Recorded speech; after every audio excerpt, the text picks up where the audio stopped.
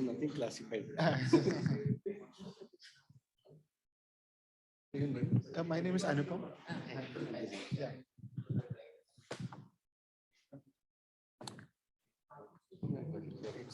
Yeah.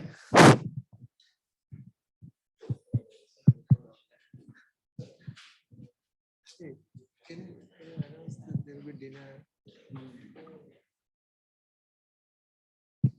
Why after the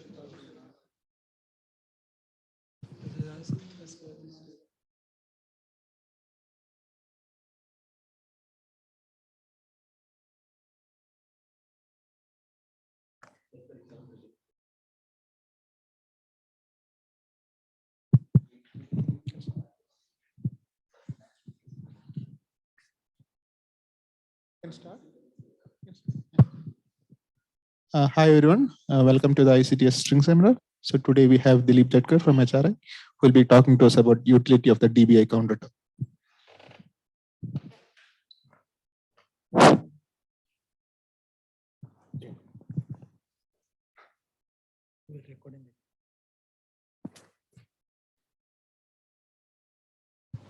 Okay. Yeah, thank you for inviting me to ICTS.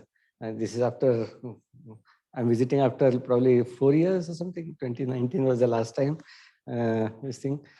And yeah, I see overall growth in the institute, including the trees and of course academics. So it is nice to see after a long break. Okay, coming back to my talk, I'll be talking about the DBI counter term, and I'll try to convince you that like this is a good counter term to use in the sense that like it simplifies some of the computations. Like any other counter term would do the same job of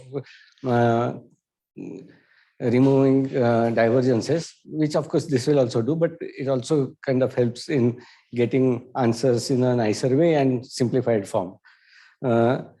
So I have kind of organized my talk like this. I'll have some introduction, then I'll talk about the background, then new results, and then conclusion. So let me start with the introduction. So any theory with general coordinate invariance, which is defined on a non-compact space, typically requires additional data. One of them is, of course, the usual thing which requires like Gibbon-Hawking term, which is required for the variation principle to be well defined. But another term that you require is a boundary counter term to ensure that the boundary stress tensor that one defines is finite. Typically, some terms would have divergences, and you need to write down a counter term to kind of soak up those divergences.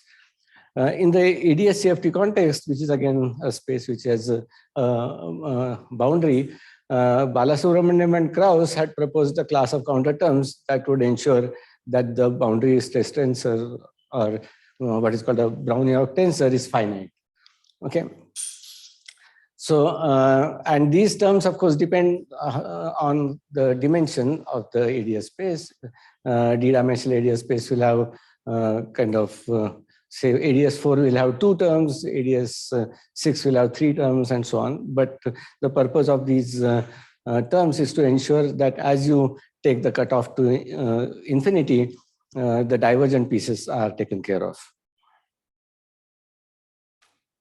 So, so that is the purpose of the Balasubramanian-Krauss counter term, that when the cutoff is taken to infinity, you get finite answers. Okay, but in the ADS-CFT context, many times you have to study things which require you to work at finite cutoff. For example, if you want to do, say, holographic renormalization group, or if you want to compute, say, entanglement entropy or Ryu-Takanagi surface, which kind of dips into the ADS space, and you need to do this computation on that surface. So in that case, what happens is that you can still use Balasubramanian-Krauss counter terms, but these counter terms would typically have some non-trivial contribution as a function of the radius of the cutoff surface. Okay. Whereas you would want to kind of look at this kind of computation in such a way that you have a counter term which kind of removes all the contributions, including the finite contributions on the boundary surface, such that the Brown-York stress tensor on the boundary contains information only about the fluctuations. Okay, so that is thing. So fine. So the Balasubramanian-Krauss counter term, of course, gives you that kind of energy momentum tensor at infinity. That means when you remove the cutoff. Okay, but you would want to have that kind of definition for on any cutoff surface. Okay, so if you want to do that, then you would need a new counter term, simply because, as I said, Balasubramanian-Krauss counter term would contain would remove terms which will grow as R is taken to infinity. Okay, so like say in case of ADS 4, there are terms which are proportional to R cube and R. Those terms will be eliminated by Balasubramanian-Krauss term, but then there are terms which fall off as 1 over R cube and so on, which are not removed. Now, when R goes to infinity, these terms are irrelevant. So therefore, computation of energy momentum tensor on the boundary, these terms do not affect the energy momentum tensor. But if you want to take a cutoff at R equals, say, RC, which is a cutoff radius, then at that cutoff radius, there are contributions which are proportional to 1 over RC, 1 over RC cube, and so on. Okay. But you may want to write down an energy momentum tensor on the cutoff surface, which contains information only about the fluctuations and not about the contribution from the background. So you may want to write down a counter term which removes those contributions. Okay. So just to understand, so just to so you want, so what the criterion you are going to impose is that at a finite cutoff, there will be all these finite terms, subleading terms, yeah, and so there will be some counter term which will cancel those finite terms and leave behind the stress tensor as defined, or stress tensor on that surface defined only by fluctuations. Okay. So defined only by fluctuations means like I have a ADS background, right? So if I substitute that and compute the energy momentum tensor, it has R dependence. Yeah. Okay. And at any finite R equals RC, all these terms are finite. Yeah. There is one term which is growing as RC cube, yeah, other going the as divergent RC, pieces, and then the subleading pieces. Yeah. The divergence pieces will be removed by Balasubramanian-Krauss term, so it does a good job, yeah, and, which is fine. So now you want something that includes those terms, but the Balasubramanian-Krauss like. So I want to write down a counter term which contains Balasubramanian-Krauss terms, but additional terms, such that not only the growing terms, but even the decaying terms are removed. But the decaying terms, I'm trying to understand what is universal about the decaying terms, because. Yeah, nothing is universal about the decaying terms, actually. So what does subtracting them mean? By subtracting them, I mean that, like, if you study fluctuation about the ADS background, then the Brown-York tensor contains information only about the fluctuation and not of the subleading terms. Okay. Otherwise, there is a finite contribution from all these subleading terms sitting around. If you take Balasubramanian-Krauss stress tensor on a cutoff surface, that differs from the one which I would write down, for example, by these terms which are falling off as 1 over RC, 1 over RC cube, and so on. Okay. So all I'm trying to say is that, like, this is one way of doing it. I mean, given that, you know, subtraction schemes are kind of up to you. Right. Physical results are still the same finally. But the question is that if the scheme is useful in the sense it gives you a nice answer, simpler answer, then it may be a useful thing to do. So that is the kind of. But don't you get rid of some physical things? No. Yeah. So two questions. One is what is the gated variant portion of saying finite RC? Because it has a gated variant formula. Yeah. Is it finite R cutoff? Is it that requires some specific what it means in the gated the size of the sphere or the size of radius. That is right. I mean, like you basically measure the size of the sphere kind of thing. But this is the kind of stuff that you do in holographic RG, right? That you use that as an energy cutoff, basically, right? I mean, I'm always worried about whether you're being careful enough about this issue of gain. Sphere might be deformed in some of these states which are not the vacuum. If you're only about the vacuum, then it makes sense. Yeah. In some second state, then it might not be a sphere anymore. So that's what I'm saying. That is right. That is right. So like, for example, we will do this study for, say, ADS short shield, which is still kind of spherically symmetric. And in that case, sphere still makes sense. But then we do this computation for Kerr ADS, which is not very accurate. No, well, it is very accurate, but not exact. And in that case, we have to keep some theta dependence. And the criteria of doing that is to look at the surface, which is constant acceleration surface. Okay. The second question is, these counter terms can I understand in the following way? One way to understand this logic, this let's you compute the action on the Euclidean sphere on to infinity. Then you'll find there are some divergent terms. Or you maybe actually do better. You compute the partition function. Yeah, on shell action.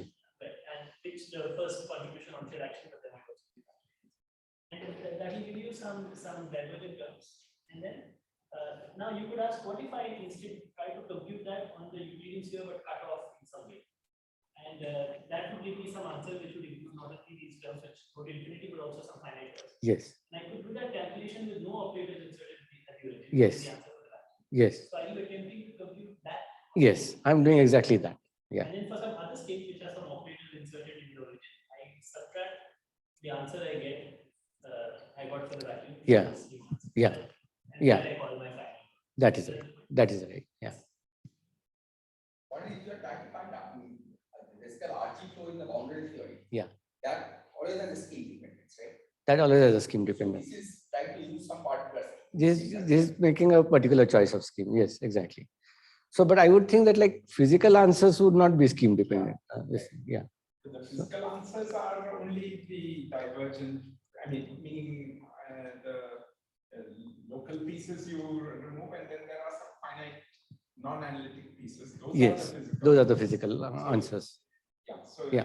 Those, but the things which are analytic but analytic but subleading, like yeah, 1/r. Things are analytic, but they are not physical. But they are not. Yeah, because if you want to compute correlation functions, for example, they are contributing for to all of them. So you would need to normalize them out anyway. So my point is to look at these terms. Sorry? My point is to look at these terms. No, is to remove them actually. Is to remove them. No, I guess maybe the point is if you try to compare the stress tensor excited state with the vacuum, yeah. This will probably have some scheme you can see that.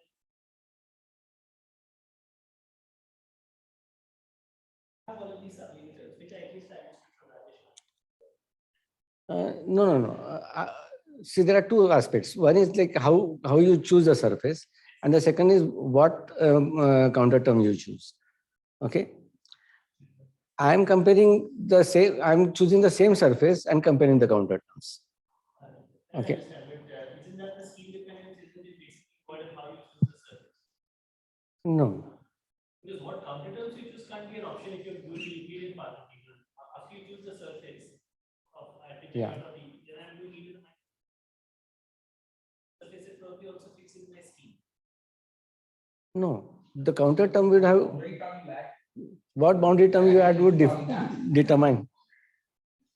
See, the boundary term can cancel only certain terms, certain pieces, right? Yeah, I was thinking of just evaluating into the minus s up to r equal to r. So that's called one particular scheme that you don't have. Okay, divergent parts you know we have to do. Right? There are some terms which are going which will diverge as rc goes to infinity. Infinity, yeah. When I'm doing up to r equal to rc, I'll just keep that whole action I'll call my counter term action, including all the parts which don't diverge. And yes. for any other state, I'll subtract from this guy. Yes. This will just throw out Casimir energy. Yes, it will throw out the Casimir energy also. Yeah. That's a physical thing. For vacuum Yeah. energy is physical or not. Yeah. So overall,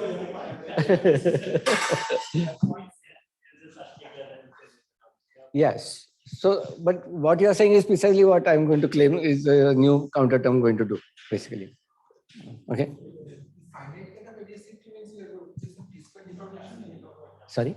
Finite cut of ADS. Yeah. So that means like there's some disparate information. No. I'm not talking about that. I'm just trying to say that, like, if you are trying to do a Wilsonian RG in the boundary CFT, that would correspond to putting cutoffs in the bulk, because the bulk coordinate of the ADS is interpreted as the energy scale of the boundary theory. So in that sense. And the second thing is that, like, if I want to study entanglement, then I would take a surface on the boundary, which kind of there's a region A and a complement. And then I want to look at the Ryu-Takanagi surface which goes in. In that surface, which is kind of dipping in, would see different radial foliations. So if I do the subtraction at arbitrary radial foliation, then I may be in a good position to do this computation. That is the original purpose of doing this computation. Okay. Fine. So this would, as I said, would require a new counter term, and what we will do is basically work in 4-dimensional ADS space, and the 4-dimensional ADS space, of course, would have this as a bulk action, and then there is this Gibbons-Hawking term and Balasubramanian-Krauss term, which are written out here. This is a Balasubramanian-Krauss term, and this is the Gibbons-Hawking piece. And I'm going to tell you what is the replacement of this, which is namely the DBI action. Okay, so as I said, that this term cancels all the growing pieces, but does not cancel the pieces which are kind of falling off as R goes to infinity. Okay, so with Aninja, I had done this work some time ago, where we considered the counter term to be Born-Infeld type, which is a determinant of R mu nu plus minus half R times gamma mu nu, where gamma mu nu is a boundary metric, and this R is the Ricci tensor and Ricci scalar corresponding to gamma mu nu. And we considered this as a counter term instead of the Balasubramanian-Krauss. Now you can do a weak field expansion of this action, and you can see that, like, first couple of terms reproduce the Balasubramanian-Krauss pieces. So the two terms that are required to cancel R cube and R divergences are sitting inside this term.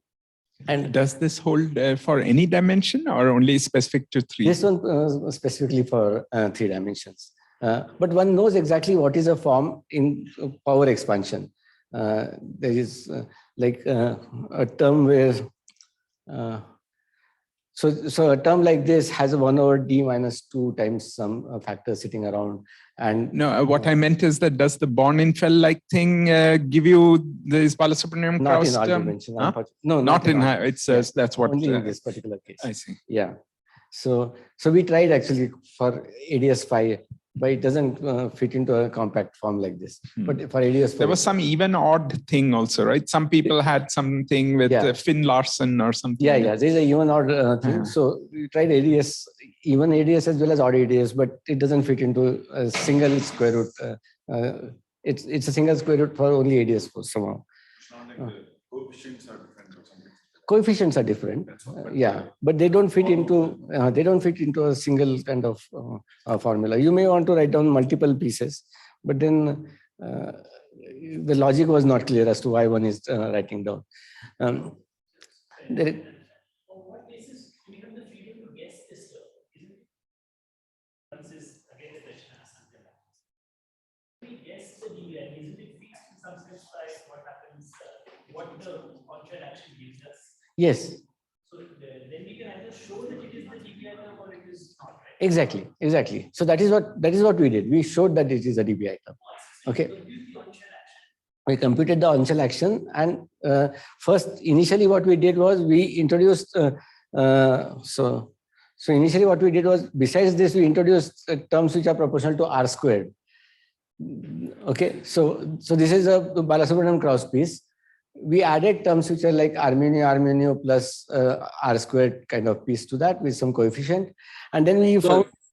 What is K? K is curvature. K. So what we found was that, like, in that case, the coefficient turned out to be exactly the term which was used for studying what was called new massive gravity action. Okay.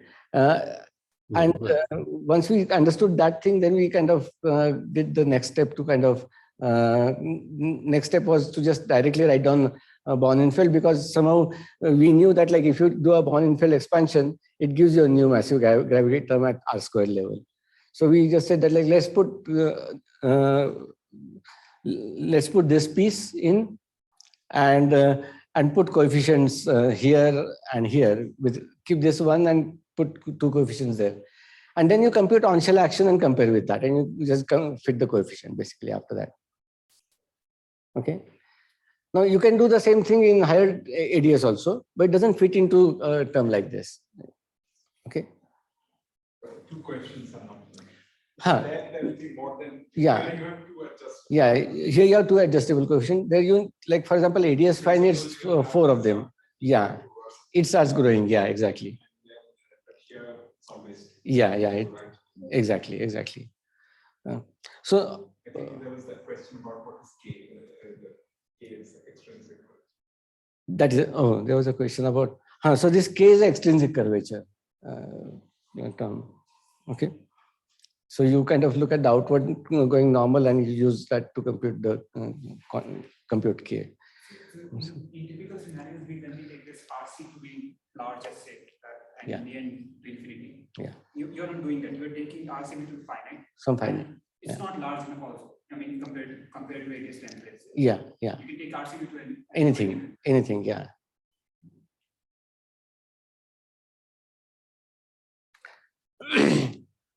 Fine. So, as I said, if you keep terms up to quadratic, it gives you new massive gravity action.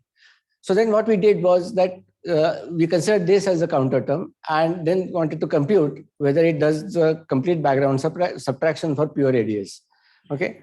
And to do that, we basically studied Euclidean action for the pure ADS configuration. The actions were all here. Sorry. All the pieces are here. Only thing is that you replace this by the Born-Infeld term.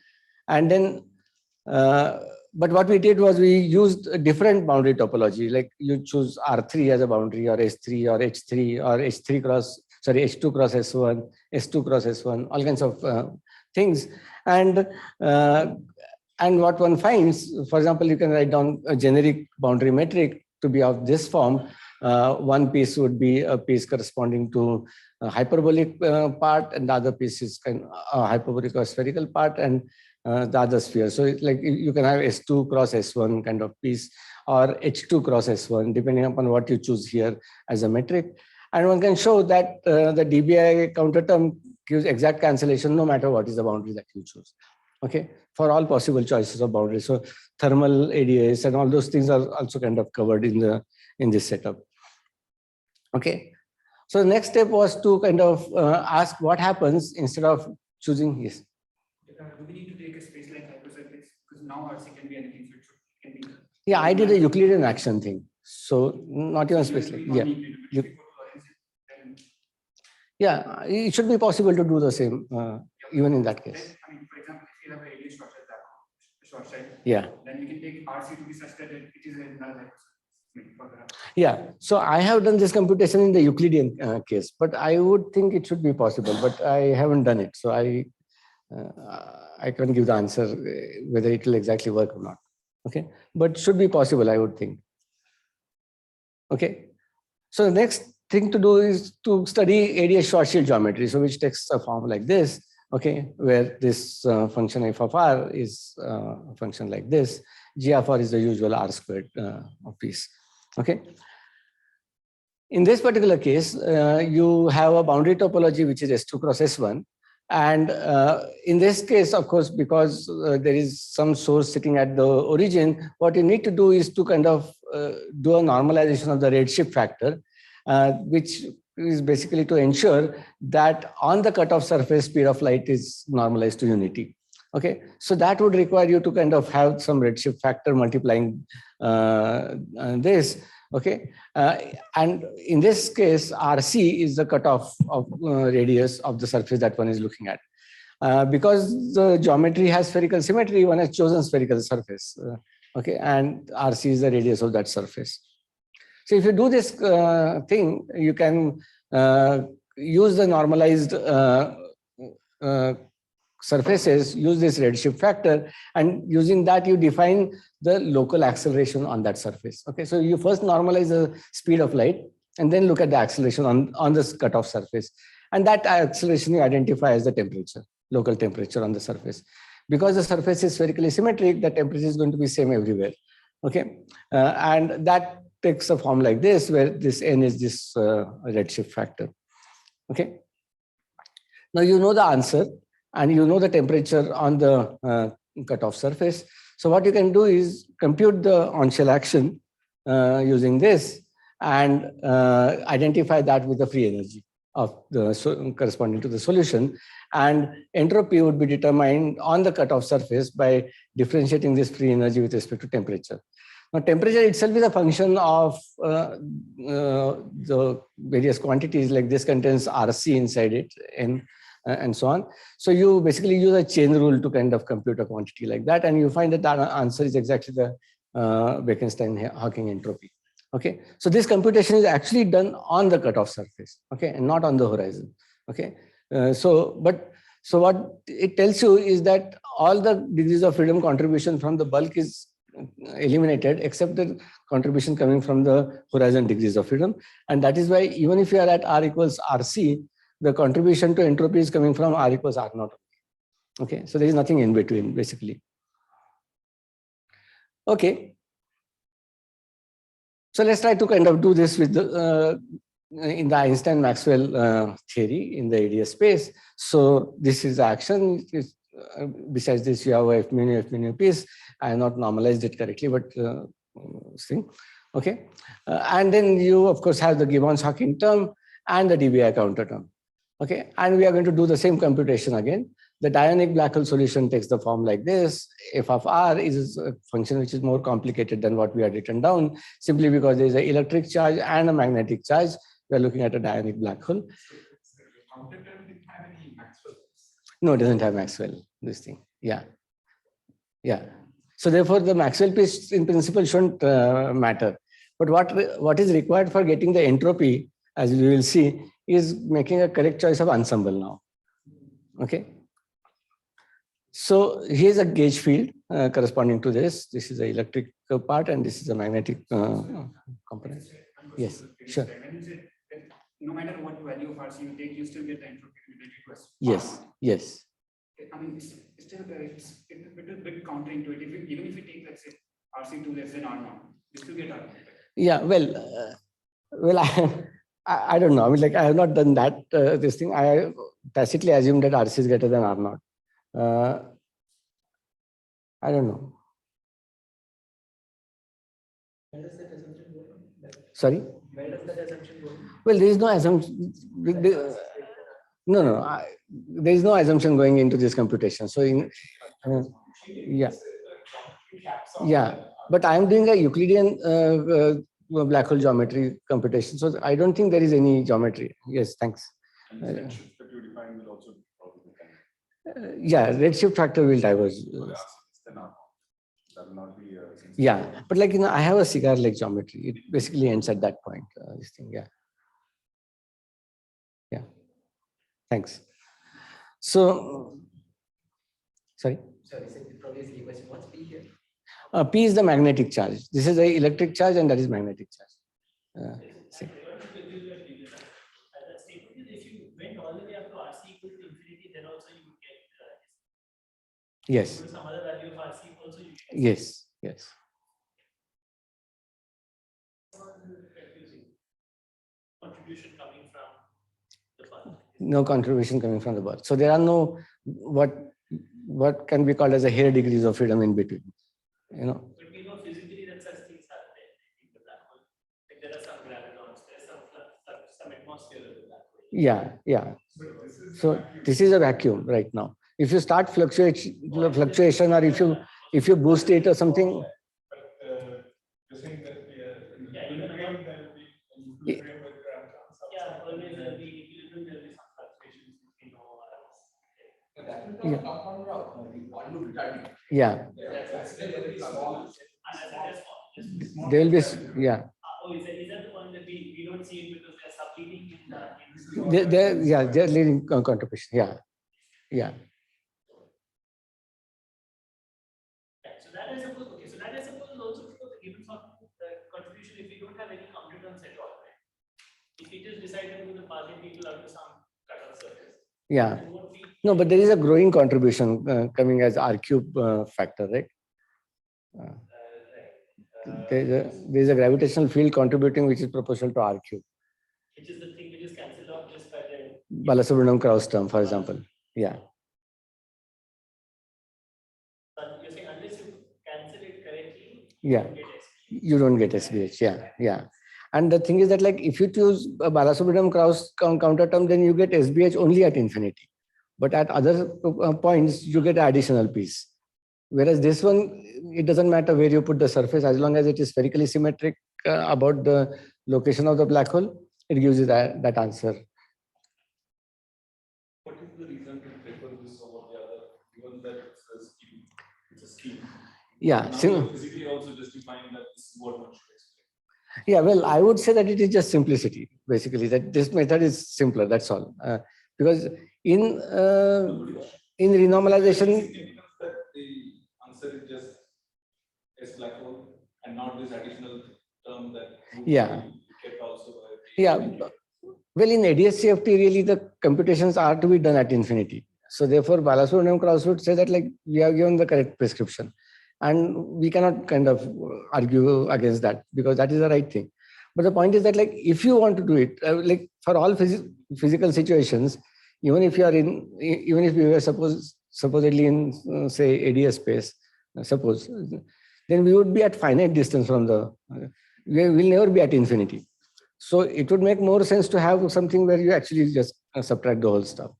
No, but that's what I'm saying. Is there meaning? What is the meaning of subtracting? Maybe you explain it. Maybe what Arjit is asking is also that is it somewhere fair to think of it as a finite cutoff ADS-CFT, meaning that we interpret it only in the ADS-CFT within that ball, and that you add this to the boundary, and that is a complete description. Possibly. In general, that finite cutoff, the graviton will also be there. Yeah. Dynamical gravitons. Yeah, exactly. So one is not treating the counter term as a dynamical story here, right? Because then there is additional fluctuations of the boundary metric also, right? Then that will have its own contribution, which is not being taken into account. So it is really still doing the subtraction only. Yeah. Yes, in a way, yes. I mean, that is why he was also asking the same kind of question. No, I mean, like, I have not said this thing, but, like, if you look at this counter term, okay, this is written in terms of, Einstein tensor minus the cosmological constant on the boundary surface, this thing, okay, and it's a square root determinant of that quantity. So if you think that it satisfies the equation of motion with respect to boundary variables, then this would have been equal to energy momentum tensor. And in 4 dimensions, if you take square root of determinant of energy momentum tensor, would be like t squared term in some sense. Okay. Yeah. So, but, like, you are not in 4 dimensions, you are actually on the boundary in 3 dimensions. So I don't really want to use this language that I am doing a TT bar kind of deformation. Yeah. Which is, I guess, the same as being e to the minus s. Yes.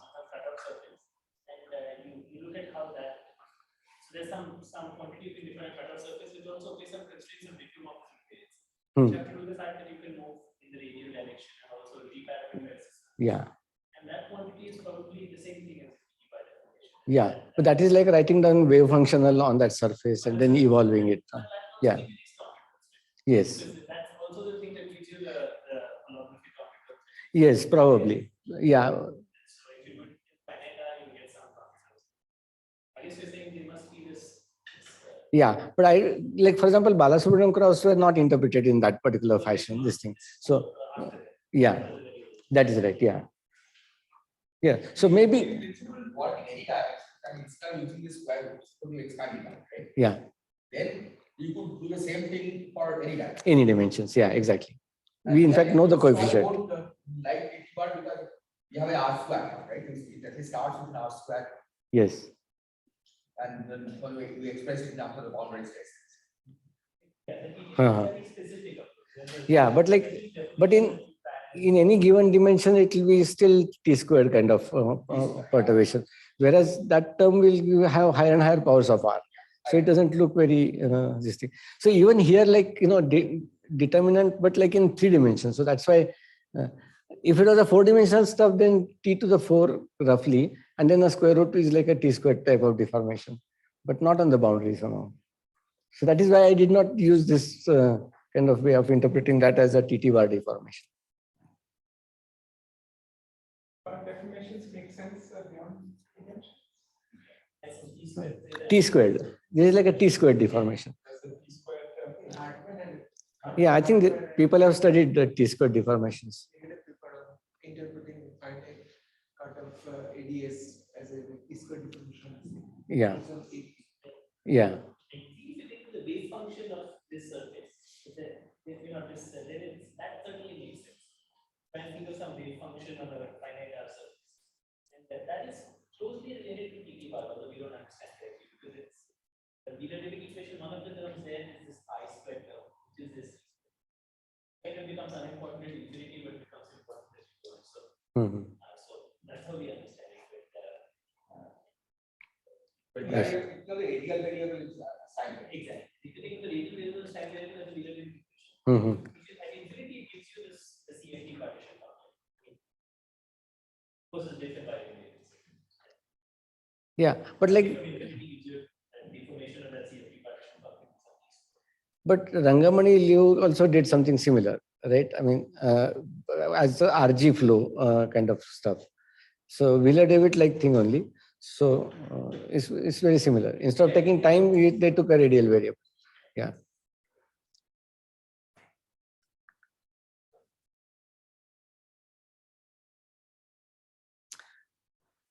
Okay, so one can do this computation for the dionic black hole, and what one has in this particular case is R is equal to R naught is the horizon, that is the place where f of R vanishes, and the ADM mass in this case is given by this formula. I will not try explaining or reading it, this thing, and one can compute black hole temperature and the electric chemical potential for this solution. Okay. Now, typically what one would do is to choose a cutoff surface and then write down a free energy in terms of the on-shell action in this particular case, and identify that free energy in terms of the ADM mass, entropy, and the chemical potential contribution. Okay, you write it in this particular fashion and read off information about entropy and stuff like that. Okay. Now, of course, to do that, in usual procedure, what one does is that compute it on a cutoff surface, take the cutoff to infinity to read out the Bekenstein-Hawking entropy. Okay, but what we'll do instead is that we will stay on the cutoff surface. But if you stay on the cutoff surface, then you need a redshift factor for normalizing the speed of light. So that turns out to be some ugly object, but one knows how to compute this quantity. So you take this and use this to normalize the quantities that we need for computation of, say, entropy. So free energy or the local acceleration or the temperature on the cutoff surface, chemical potential, and so on. Okay. So that is done by writing down the free energy in terms of the on-shell action times the redshift factor. Okay, so that takes some form which is like this. Not very important as to what is the structure. All we have to remember is that it depends on RC, which is the cutoff surface. Okay, and it depends upon these charges, magnetic charge and electric charge. Okay, and and what one can do is to kind of appropriately normalize other quantities, because we want to compute, say, entropy, then we have to differentiate free energy with respect to temperature, but temperature is also a function of cutoff, because n is a function of cutoff. So therefore, we need to kind of determine these quantities and then differentiate f with respect to this temperature. Okay, so typically one uses some kind of uses a chain rule to kind of compute these expressions, and this is what you would get.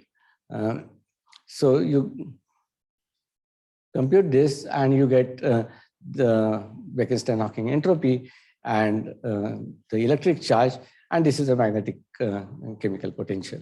Okay, so it just follows directly in a straightforward fashion, but everything is computed on the cutoff surface. Now notice that, like, if you go think about the DBI counter term, that contains some kind of Einstein tensor of the boundary curvature plus the cosmological constant piece.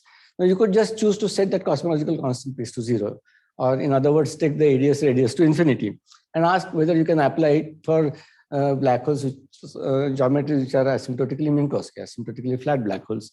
Okay, and in fact, it can be done. One needs to be a little careful in defining some of the quantities, because L going to infinity limit is not smooth for everything. On-shell action is quite well defined, but the temperature is not, and one has to kind of ask as to how you define the redshift factor correctly, such that the temperature could be determined on that surface. Okay, so this computation is sorry. You all have added these boundary access directly in flat space? Yes, yes. So one can do it directly in flat space, and then one can show that the answer is the same. But what we did was we did it in ADS first, and then we did the computation in flat space and checked that those answers agree. Now that agreement would require, so there is a factor which is ADS radius square factor sitting around there, and you have to take the radius to infinity, but it's a dimension full quantity. So what you do is that you pull out the dimension full quantity, interpret that as square root g Newton, and then take the radius to infinity. Okay, so that is a prescription. If you use that prescription, then this expression is same as the expression that you would get from flat space. Beta is inverse temperature. What is beta? Beta, what is it? Beta is the inverse temperature. Ah, okay.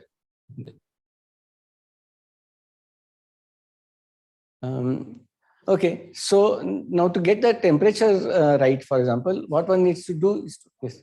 You would take radius to radius that, because since it's dimension full, what was the argument? Sorry, I was saying that, like, ADS radius has a unit of length. So you want to take some quantity to infinity which is dimensionless. So you write that as a dimensionless quantity times say square root of g Newton or something like that. Okay, and then you take that dimensionless quantity to infinity, then the g Newtons, since there are L squared sitting around, so you g Newton sits up. So you're saying in all the quantity you have LADS arises in such a way that it comes with another length, such that you define a limit on that quantity. Yeah. Yeah. So, like, left hand side is a dimensional full quantity, right?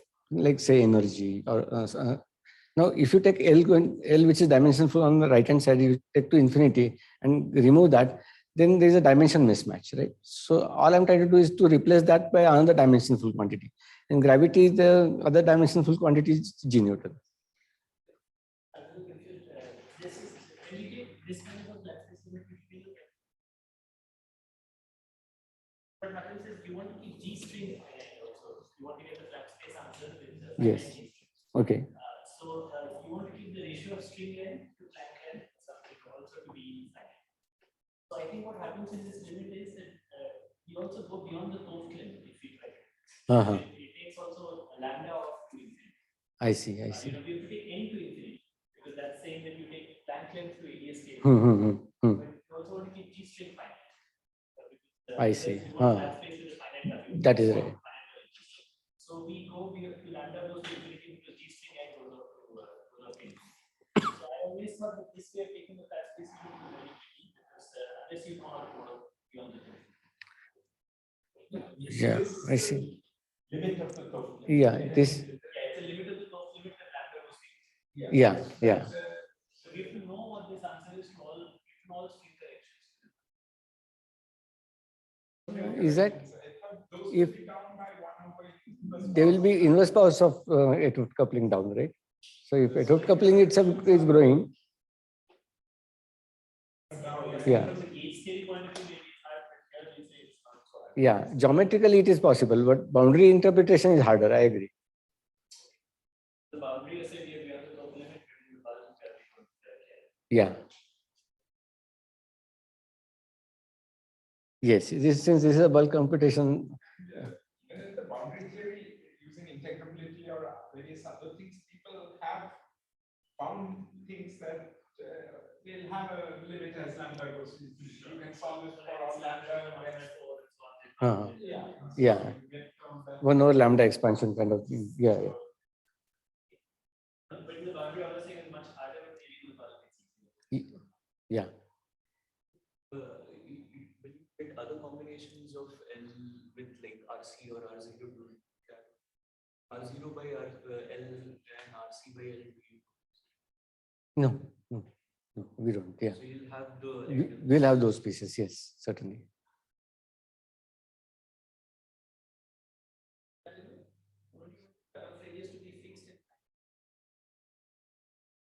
LADS to infinity, we keep the cutoff radius at fixed at in Planck units. Yes. RC by L will go to 0. Yes. Yeah. Yeah. He was asking RC by R naught. Oh, RC by L. Oh, sorry. I heard it wrong. Okay. So what one needs to do is to realize that the redshift factor is inversely proportional to the square root of the GTT factor. Okay, and if one uses that relation, then one can define the local temperature in a nice way. Okay, so what we did was basically use this definition of flat space redshift factor and use that to define the temperature. Free energy is of course already finite.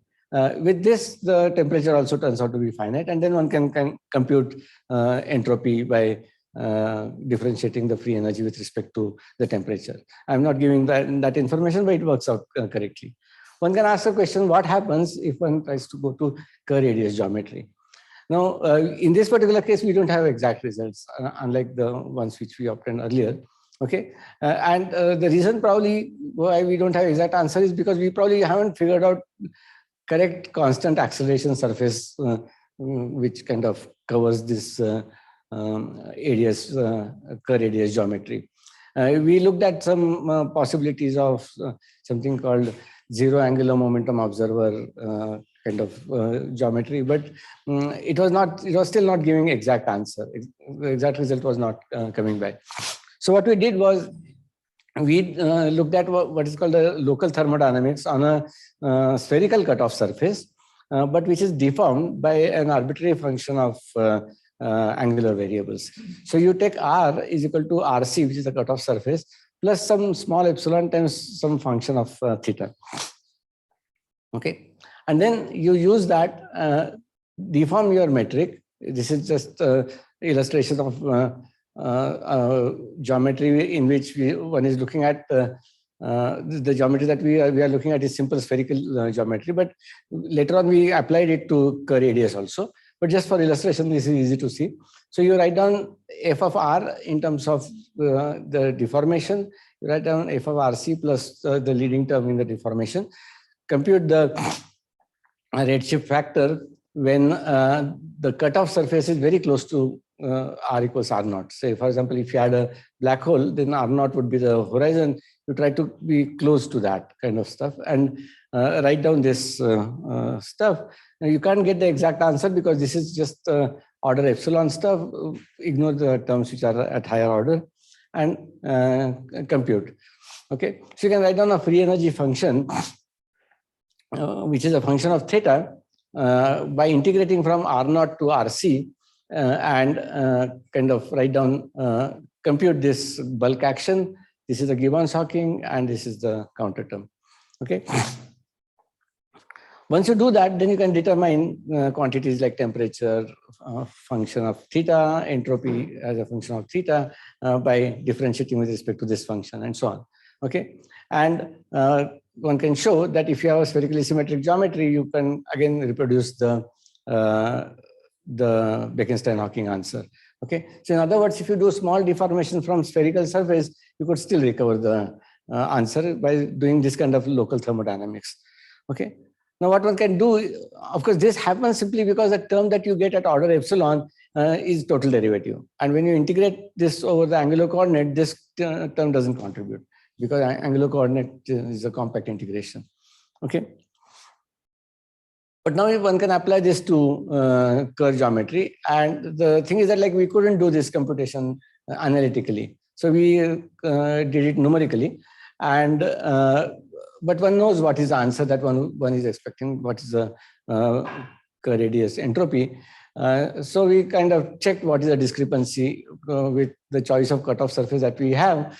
And we took this cutoff surface at very large radius, all the way down to very close to the ergosphere. And the largest kind of error in the sense, not error, but discrepancy in the numerical computation versus exact computation happens close to when the surface is close to ergosphere. And that error is like 1 part in 10,000 roughly, or 1 part in 100,000, sorry. Okay. So, so we think that like it is a good way of showing that it recovers the Kerr radius entropy also, although we haven't kind of shown that to be exact result. Okay.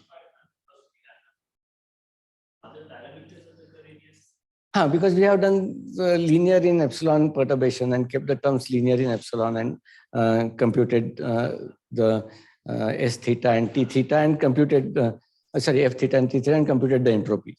Whereas we know what is the entropy of the Kerr radius analytically.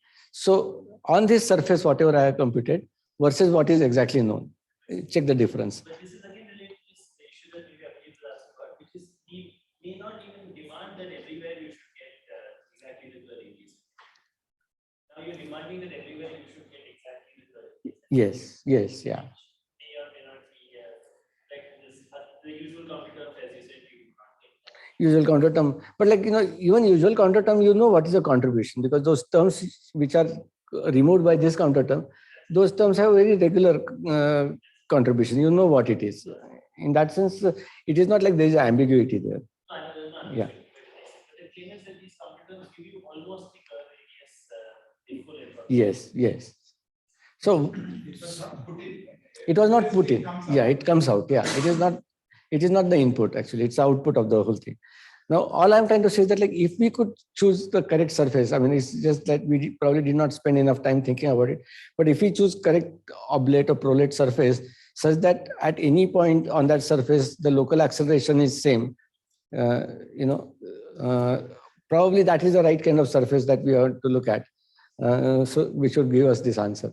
But we tried some 2-3 different things. All of them were in the same ballpark, basically. So Yeah, you say it by take spot cell. Yeah. Spherical symmetric black hole and take surface which is not spherical symmetric. Yes. And what kind of error do you get? You don't get error. So you don't have to choose correct objects. Yeah. So why do You don't, no, for analytic computation. Or you don't have to, maybe, yeah, I agree. But like, I haven't figured out as to why it is not doing it. You mentioned this already, because I thought you said doesn't depend on RC. You're saying you don't need to take R equal to RC, you take some different point. Yeah. So this is this computation, no? That you take R equals RC plus epsilon times Y.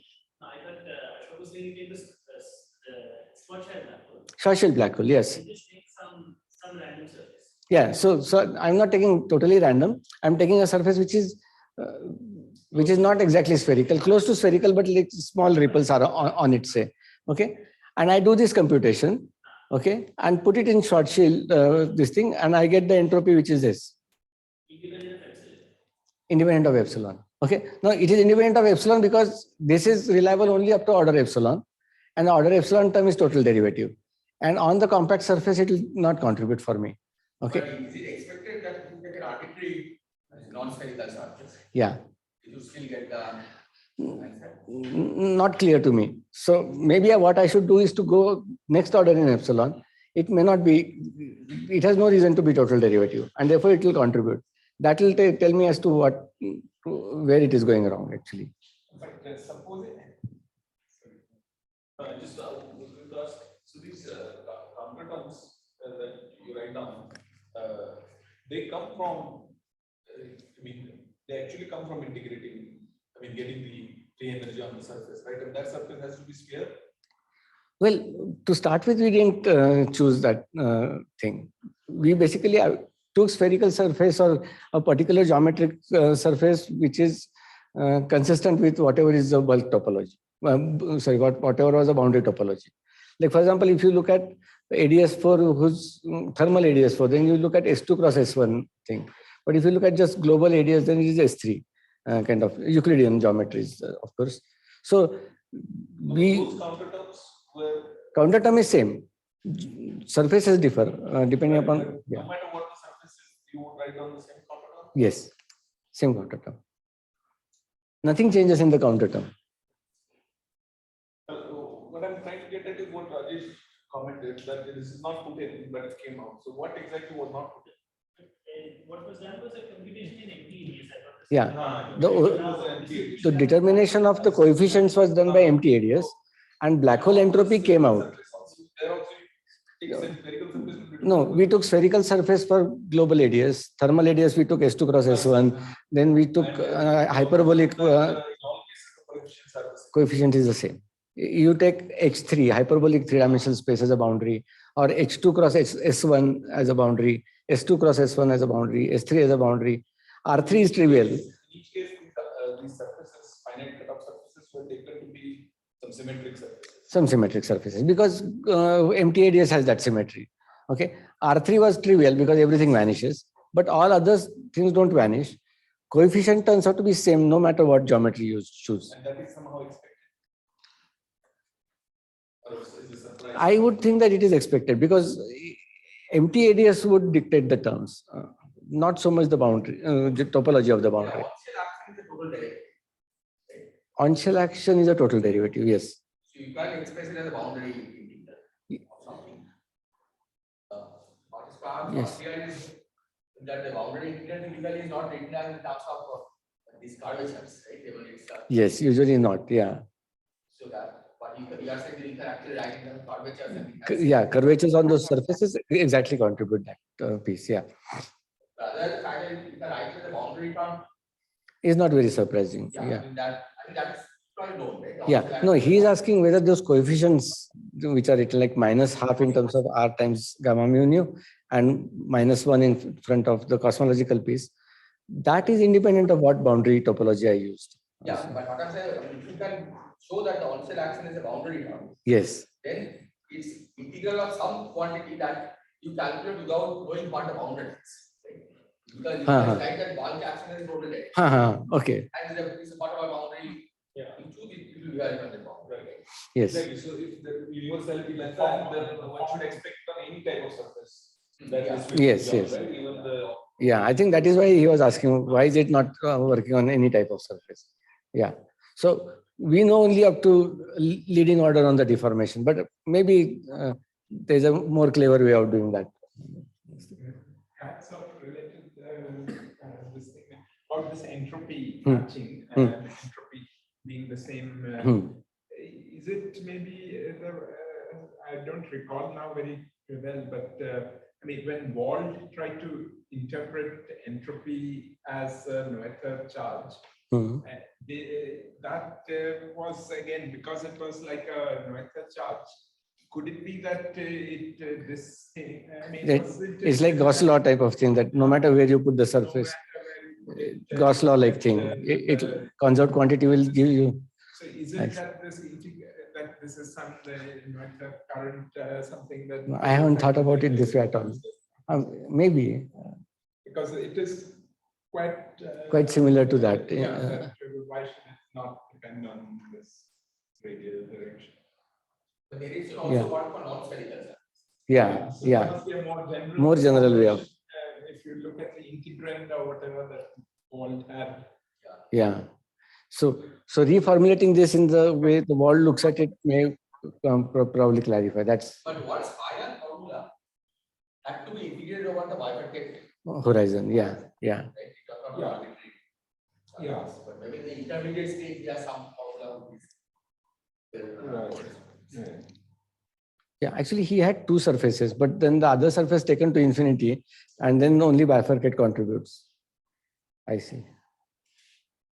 That's the kind of thing I would feel would be bifurcation has also some special point in the paper. Yeah. Infinity also. Yeah, yeah. It's not 100% clear to me. I mean, it's very nice it happens with the social gap. Mm-hmm. Mm-hmm. But one should expect that there's some quantity which gives you the. Yeah, but like, as he was saying that if the quantity is a conserved quantity, then it doesn't matter where you put that surface. That is what Rajesh is arguing basically.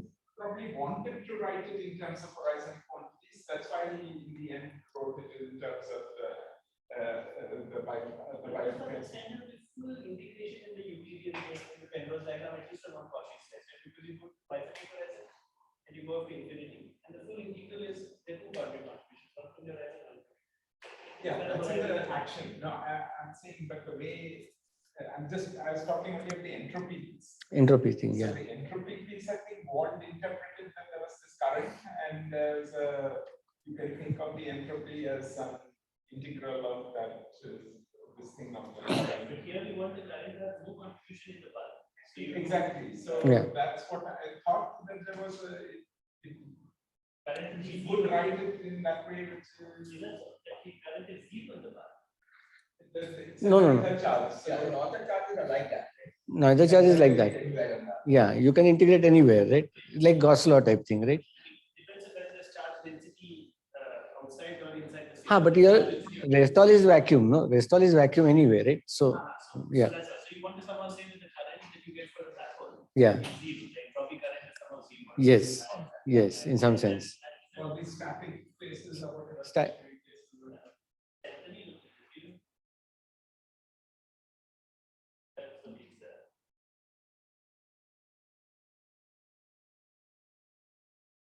Okay.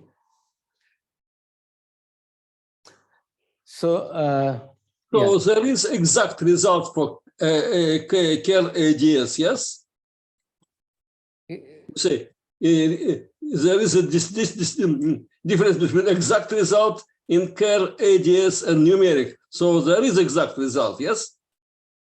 well, exact result is computed by just computing the entropy of the Kerr radius without doing this, right? Usual computation, right? Area of the horizon of the Kerr radius black hole. Whereas this computation is done on a cutoff surface at arbitrary radius. This computation is not exact. The horizon area computation is exact. That is already known. So that is where the comparison is being done. Thank you. Okay. Thank you. The difference between what and what you said you do perturbation epsilon also. Right? Yes. And this is the order epsilon square numerically calculated. Yes. Yeah. And the difference is very, very small actually. I mean, like you really have to Perturbative epsilon. perturbative epsilon. Yeah. Yeah. But then this will depend on this. This number will get multiplied by epsilon square. So how much of this is epsilon square and how much is No. Epsilon is stripped off while doing this computation. this number times epsilon square is the answer. Yeah. Yeah. So suppose you choose epsilon to be say 0.001, then square of that multiplies this. So that makes it even smaller. So we have set epsilon to 1 to just find out what is the worst case scenario. And that happens closest to the ergosphere. As you go away, this number falls off even faster actually. So this is the largest error in the numerics actually. So ultimately, whether it works, I mean, if you can choose an arbitrary cutoff surface and if it you can make it what, right? Yeah. But it will be easier to verify if I want make it what in card for arbitrary surface. Yeah. Then in SWOT style also. Then I don't even have to worry about short shell. Yes. Yeah. Then it will be easier if you take the SWOT style and take an arbitrary surface, right? Huh. And see if it works. If it works, and then the curve should also work. Therefore. Yeah, then what expect that the baby curve. Yeah. Yeah. And since the short shell metric is easy to deal with. Okay, good. We use arbitrary surface in SWOT style. Short shell. Yeah. Yeah. Okay, good.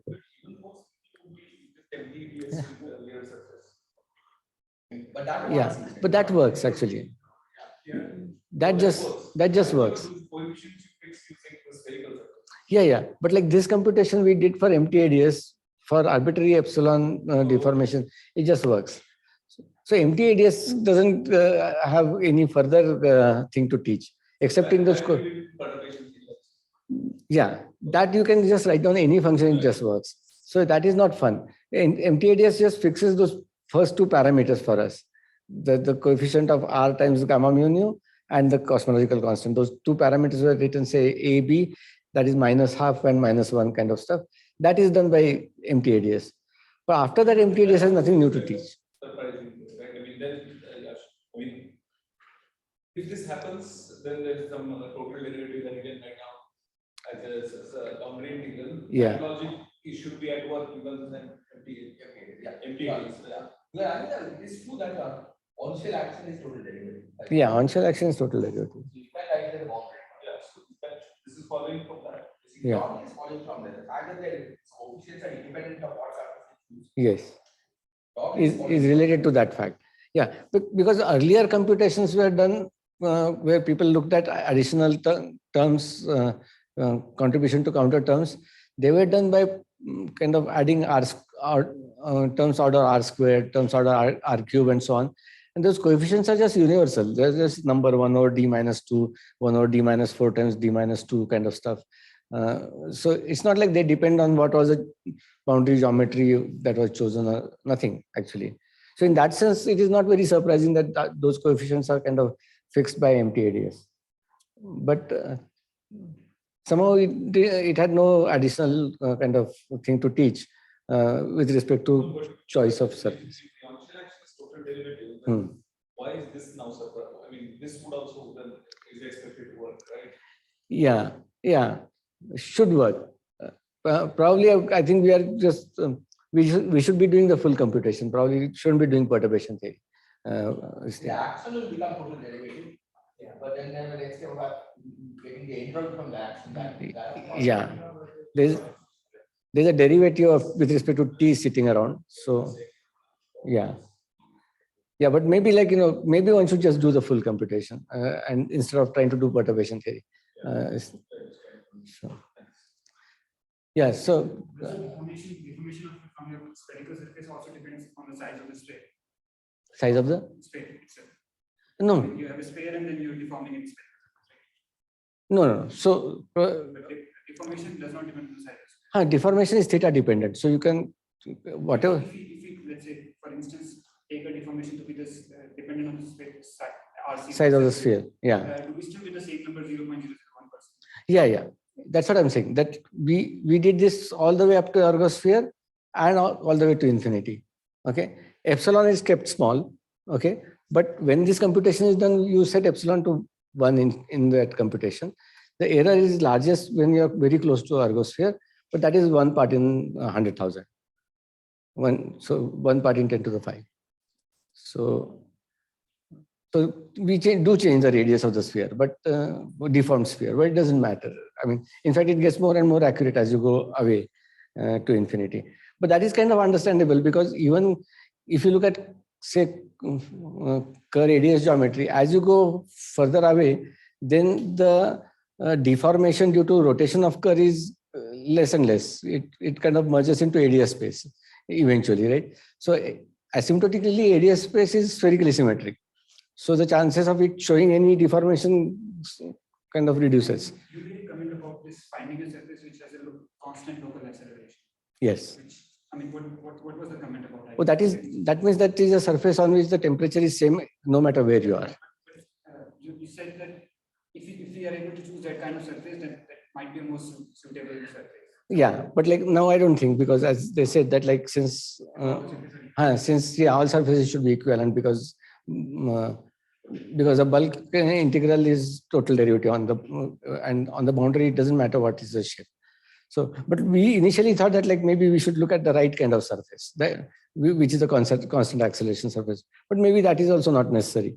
We just have to do a careful calculation. That's all probably. Okay, so to conclude, what was known earlier was that. Again, the only thing is you don't take the constant temperature surface. Yeah. Yeah, actually you can evaluate. That's a total derivative. Yeah. Total derivative you can evaluate. Yeah. But then applying the thermodynamics maybe. Yeah, I mean, like I need the fixed temperature somehow. You know, that is the reason why the constant acceleration surface. That was the reason. But to show these results, maybe any surface should do. It's like if it is a conserved quantity, then any surface should do. So there may be more clever way of doing it without going through the temperature thing. So what we are doing is free energy, temperature, then differentiate and then get entropy. But maybe Wald style of doing it, you bypass both those and go straight to entropy. Then there is no constraint on the surface, which is very likely. But yeah, we didn't think along that line actually. Sorry, what are conclusions for Schwarzschild itself, for usual Schwarzschild? Conclusion about flat space Schwarzschild or yes. Yeah, that works out. For flat space Schwarzschild, this method works out completely.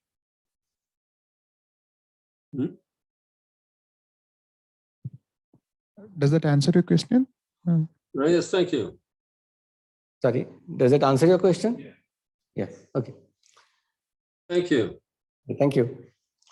So to conclude, so DBI counter term does the background subtraction for ADS4. It gives the Wittgenstein-Hawking entropy for ADS Schwarzschild.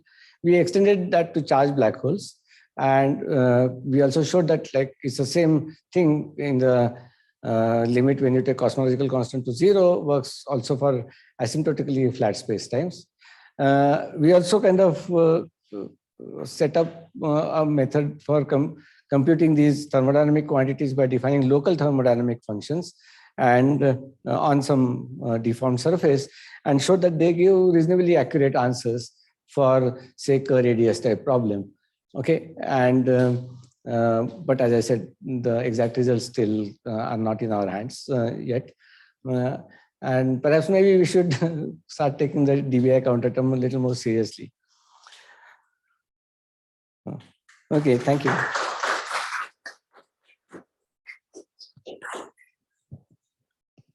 Are there any questions?